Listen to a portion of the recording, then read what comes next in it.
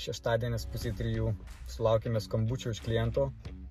Atvyko į įrėminimo centrą ir niekaip negali įdėti gana nemažo paveikslo į savo automobilį, o įrėminimo centras užsidaro už pusės valandos. Tiesiog nebėra laiko ieškoti kažkokio vežėjo, tenka man padėti spręsti iškilusią problemą, tai pasidalinsiu, kaip viskas sekėsi. Iš Minijos gatvės į Liepų gatvę, tai tiesiog štai paveikslas jau yra įdėtas, tuoj apsidengsim ir vešim klientai. Na štai, paveikslas saugiai supakuotas, paruoštas kelioniai, vešam atiduosim klientai.